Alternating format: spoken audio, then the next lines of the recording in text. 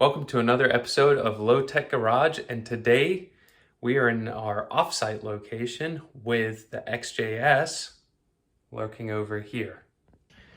It's a little cozy in here, so I apologize for the close quarters, but as you can see, we've got the beautiful paint job. Car is looking great. Really thrilled with it. But in the quest to make things as perfect as possible on this car before we find a new home for it, there's one issue it's had since pulling it out of storage that I want to address today, and that's related to the ABS. And for those familiar with the dash, you'll know that up here, as I run my hand across, is where kind of all the warning lights come up. And basically what happens is kind of in this area here, the ABS light comes on when the car gets to about 15-20 miles an hour. Being a 1996 car, our XJS actually uses a Ford-based ABS module. So it's shared across things like Lincoln Town Cars, Crown Victorias, things like that. And the common issue is that basically some connections on the module break. And then you get this fault, especially when it's a speed-related one like this. I think the error is a C1095 if you're pulling codes as well. But anyway, what we're going to do is we're going to remove the module from the car, so I'll show you where that is, and then we're going to attempt to repair it ourselves. So I'm going to walk you through the journey of the DIY on the repair.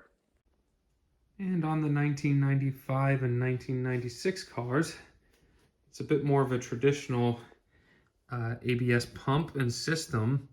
The module, however, you can kind of see it. It lurks down here. So I think if we swing around, it's a little dusty under here. I haven't detailed it yet. But basically this plug is the module. So really to do that, we have to get the whole ABS system, raise it up enough so that the module can come out. So let's get started. So there are three 13mm bolts, one here, and there's two kind of tucked back down here that you loosen. And then you can kind of see the module's already loose here. I'm going to disconnect the battery before I start messing around with any of the electrical connections here, and then see if we can raise this up a little bit more.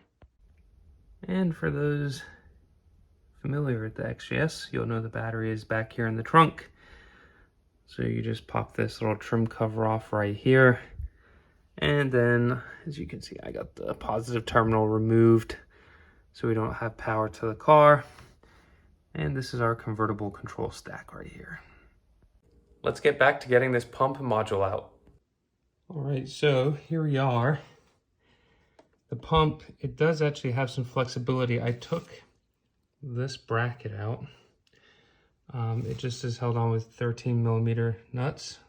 Goes there and there into here, and it gives a little more space. And then I ended up taking the nuts off the end back down here. And this allows you to get quite a lot of movement on the pump. And the brake lines do flex within reason. So that gives some movement, and then it gets pretty tricky, but you can actually get the module off without cracking any of these brake lines. Let me show you how you have to do that. So here's the module. And as you can see, there are two holes here, and there's two little bolts that go through that. And if we flip it over, they come through the other side and thread into the pump. So let me show you those and what I use to undo it. So as you can see here, these are really small Torx bolts, and I'll show you the Torx bit I use to undo these. So I use this little guy here. It's a T20, and that did the trick. I don't know if you guys can read it. There you go. But that was able to undo those. You have to do it blind though, so it is fiddly, but I think it's better than undoing all the brake lines and then having to mess with bleeding not only the brakes but the ABS pump. So with this out, we're going to have to migrate to the shop and do a little bit of surgery on this so we can fix basically some of the damages inside of it. So yeah, I'll join you guys over at the other shop and we'll show you how to hopefully fix this thing. All right, well, we are in a familiar place. Someone lurking back here. And we are going to be cutting open this ABS module. So let's show you what we got. said ABS module and a little clamp. And as shared earlier, we're going to be cutting in this area right here.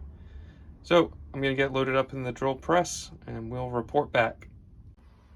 Okay, so we're set up on the drill press. And if we come around this side, you will see that right here is the power supply plug to the ABS pump. And we will be drilling very carefully with our hole saw into the case right above it so that we can access the solder joints and repair them.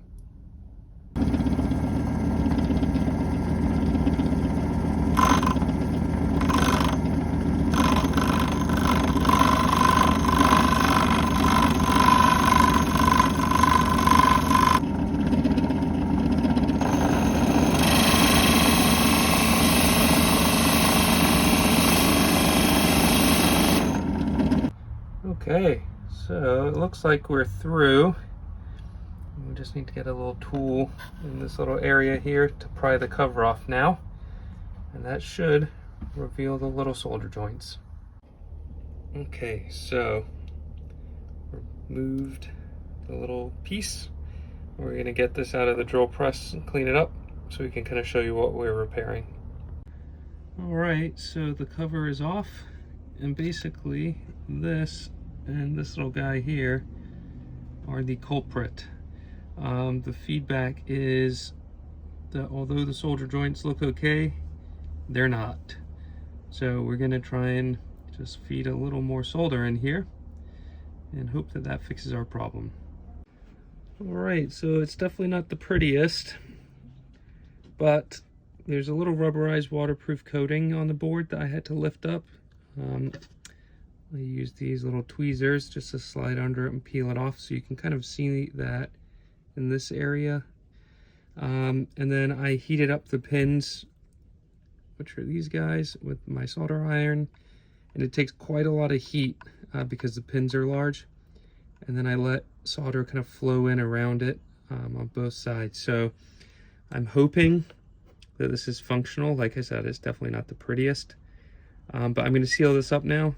And I guess next steps will be, let's get this thing back in the car and see if it fixes the issue.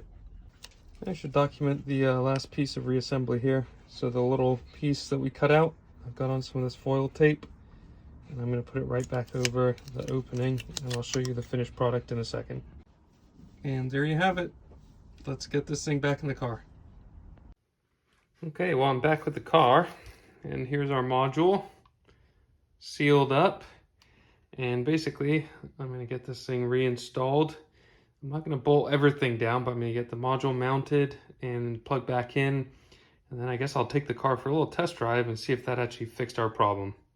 All right, well, in classic me fashion, got a little distracted, but the module is back in. Let me show you kind of what we're working with under here.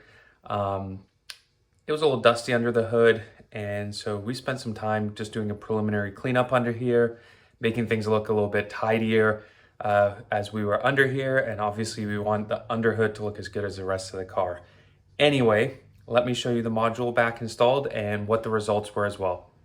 So the eagle eye viewers will notice the coil cover is back on now too. It certainly looks really lovely under here. And like I said, took some time to just really do, wiping all the dust off, anything like that, just to get this back to a much more presentable look and feel. And then when we come down here, let me get up close and we'll show you how things look. So you guys can probably see this is all cleaned up as well. All the electrical stuff is clean. Went ahead, got the bracket in. Everything is mounted up tight. And I can tell you that this is a nicely packaged back to factory functionality. And what do I mean by that? I mean the ABS light is off. So the weather's a little crappy today, but what I'm gonna do is I will take the car out here a little bit later when the sun comes out, and I will just film kind of a quick driving session to show you that over that 15-20 mile an hour limit, the ABS light no longer comes on. and we are back in business, which is a great outcome. All right, folks. Well, this little clip here has kind of delayed our video coming out almost a whole week, but I really wanted to make sure that I documented this so you can kind of see the results of the ABS module repair. So I'm in the car. We finally got some nice weather. I'd spent a lot of time detailing the car and really didn't want to take it out and get it completely covered in rain and dirt right after doing that. But like I said, we have some nice weather today. I got the top up so you can hear what I'm saying. I'm gonna find a nice open piece of road and we're gonna get the car up to speed, and I'm just gonna kind of show you on the dash that we no longer have the ABS light illuminated on the dash, which means that our repair to the module was a success. So with that, I'm gonna go find some road and you'll meet me back here when we're underway over that 15 to 20 mile an hour limit. All right, so we have the perfect opportunity as we're stopped at a light, and here we go. So normally right about now you would get the ABS light illuminated. So you can see there is nothing illuminating on the dash here as we approach 45 and then 50 miles an hour almost. So this is awesome. Really glad that this is a DIY repair and gets our XJS that one step closer to perfection. So I hope you guys found this informative. I know this is one of the more tricky little mysteries on the XJS. Definitely this car can have some of its quirks, but awesome to know that there's a DIY on how to fix this.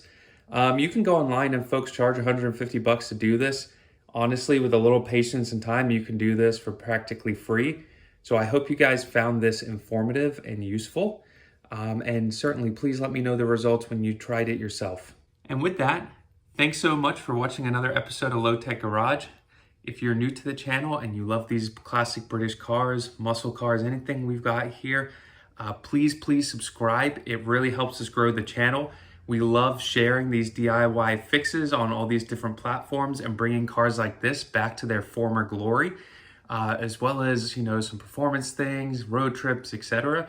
And we love to bring you guys along for the journey of what we're doing with our cars and keeping them on the road for the foreseeable future.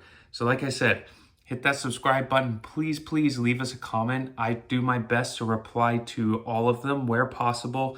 And hit that notification bell as well. Really helps with the algorithm and helps us continue to grow the channel. So with that, until that next episode, I'll see you soon.